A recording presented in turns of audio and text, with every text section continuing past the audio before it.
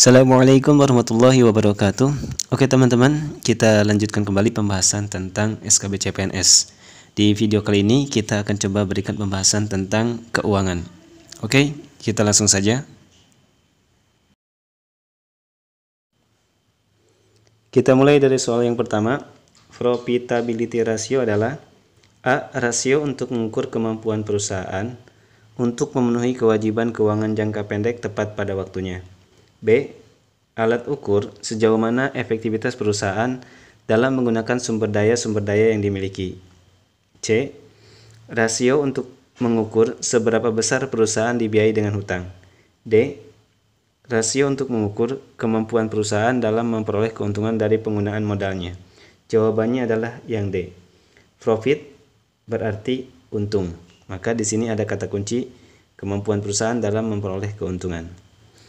Baik, untuk yang A, ini kata kuncinya adalah kewajiban keuangan jangka pendek. Maka ini yang disebut dengan likuiditas atau liquidity ratio. Kata kuncinya adalah kewajiban jangka pendek.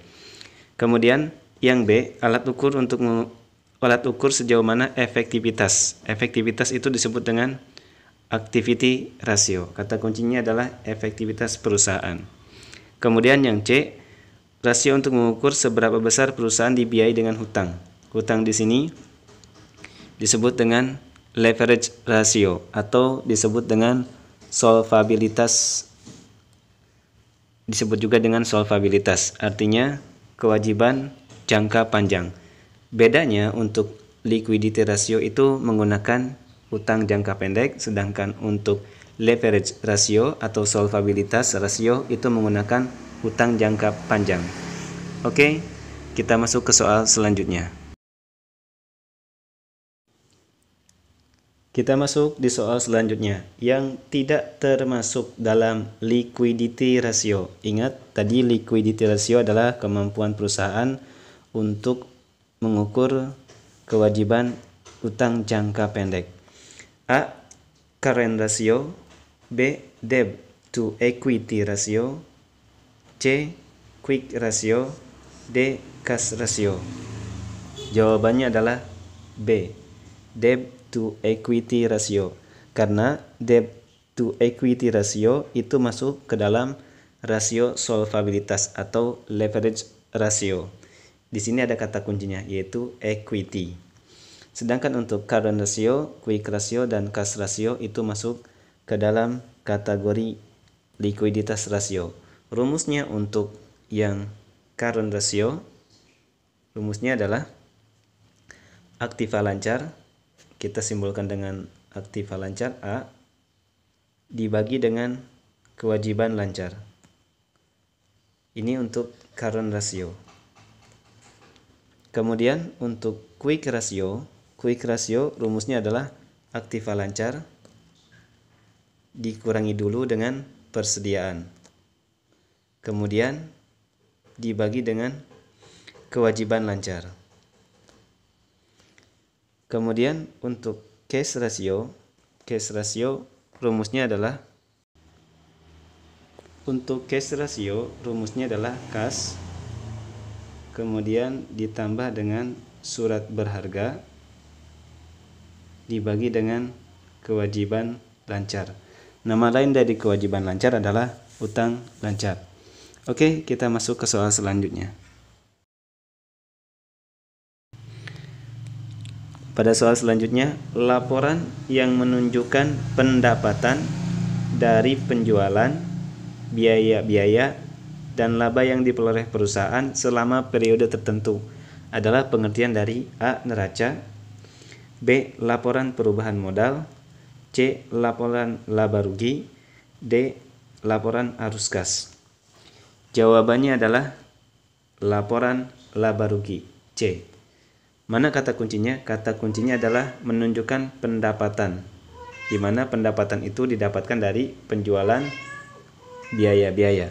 Artinya perbedaan dari penjualan dan biaya. Kemudian untuk yang A, neraca itu berupa laporan untuk harta dan utang plus modal. Artinya keadaan yang menggambarkan harta, utang, dan modal dari perusahaan. Kemudian laporan perubahan modal. Laporan perubahan modal itu adalah laporan yang menggambarkan keadaan modal awal, kemudian laba atau rugi, kemudian modal akhir, kemudian FRIP atau pengambilan pribadi. Selanjutnya untuk laporan arus kas. Laporan arus kas itu menunjukkan arus kas masuk dan keluar dari perusahaan tersebut. Oke, kita masuk ke soal selanjutnya. Pada soal selanjutnya, pihak-pihak mana saja yang memerlukan laporan keuangan? A. Manajemen, investor, kreditur, serta pemerintah. B. Investor, satpam, kreditur, manajemen. C. Kreditur, pemerintah, guru, manajemen. D. Dokter, investor, pemerintah, kreditur. Jawabannya adalah A. Manajemen, investor, kreditur, pemerintah. Laporan keuangan diperlukan oleh dua pihak. Yang pertama ada pihak internal, di mana pihak internal ini adalah pihak-pihak yang melakukan kegiatan pada perusahaan tersebut, seperti manajemen, direktur, ataupun manajer. Kemudian yang kedua ada pihak eksternal, artinya pihak luar yang memerlukan laporan keuangan untuk kebutuhan tertentu. Contohnya investor untuk menanamkan modal, pemerintah, dan yang lain-lain. Pilihan B salah karena ada satpam. Pilihan C salah karena ada guru. Dan pilihan D salah karena ada dokter.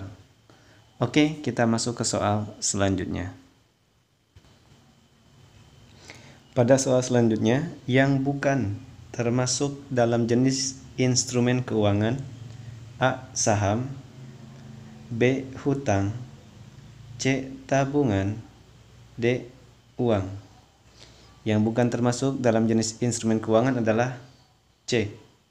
Tabungan, karena tabungan merupakan produk perbankan. Jadi tabungan bukan merupakan instrumen keuangan. Instrumen keuangan sendiri bisa berbentuk pertama aset keuangan,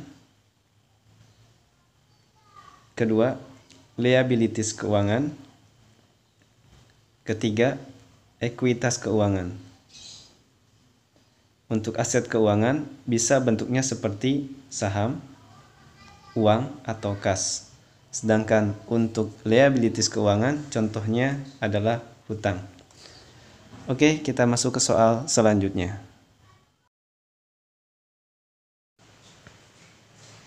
Kita masuk pada soal selanjutnya yang bukan termasuk dalam jenis persediaan: A. Bahan baku, B. Bahan primer, C. Barang setengah jadi, D. Barang jadi. Jawabannya adalah B. Bahan primer. Untuk materi ini cukup jelas ya. Tapi yang perlu diingat bahwa jenis perusahaannya adalah ini perusahaan manufaktur, karena dia menyediakan bahan baku, barang setengah jadi, dan barang jadi. Kalau perusahaan dagang, dia fokus pada jual beli barang. Sedangkan perusahaan jasa, produknya adalah berupa jasa saja. Oke, kita coba masuk ke soal selanjutnya.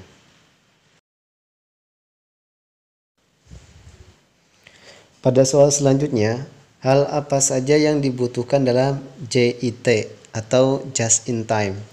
A.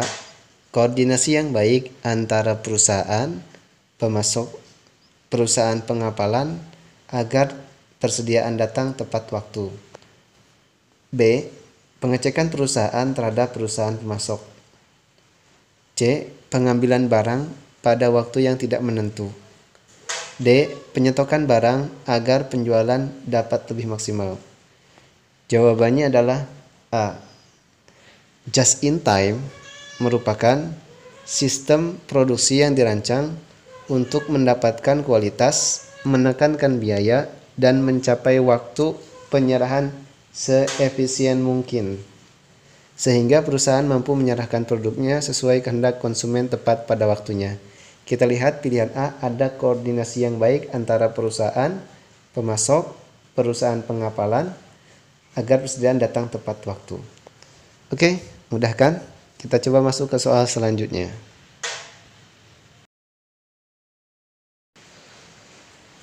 Di soal selanjutnya, peranan bank umum dan bank sentral adalah sebagai berikut.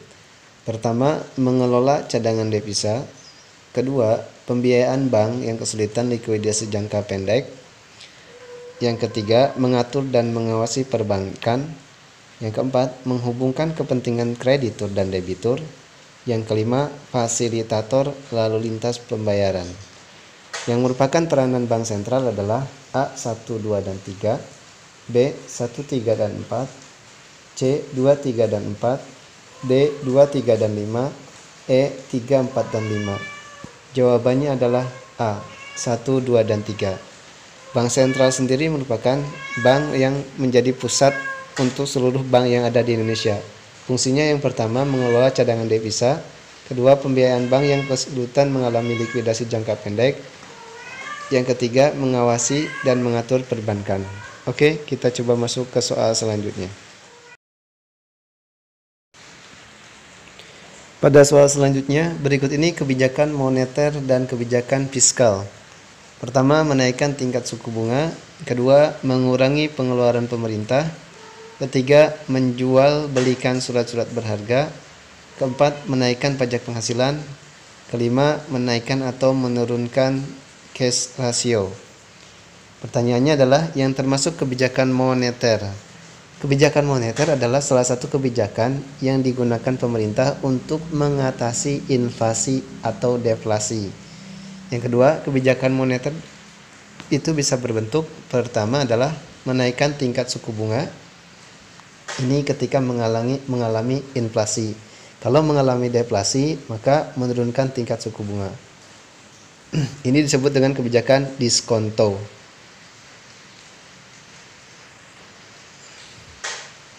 Kemudian yang selanjutnya, nomor 2, mengurangi pengeluaran pemerintah. Ini disebut dengan kebijakan fiskal. Jadi nomor 2 bukan. Nomor 3, menjual belikan surat-surat berharga. Ini masuk ke dalam kebijakan moneter.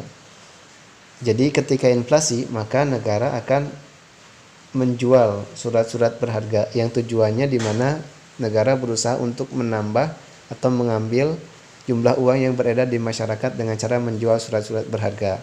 Sedangkan ketika deflasi, maka negara akan membeli surat-surat berharga dari masyarakat. Menjual belikan surat-surat berharga disebut dengan operasi pasar terbuka.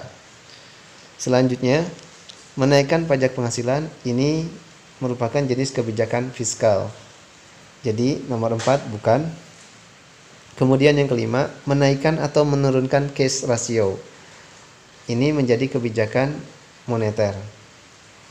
Ketika inflasi, maka negara akan berusaha menaikkan cash ratio. Sedangkan ketika terjadi deflasi, negara akan berusaha menurunkan cash ratio. Oke, jadi jawabannya adalah 1, 3, dan 5. Oke, teman-teman, demikian terima kasih. Semoga bermanfaat. Assalamualaikum warahmatullahi wabarakatuh.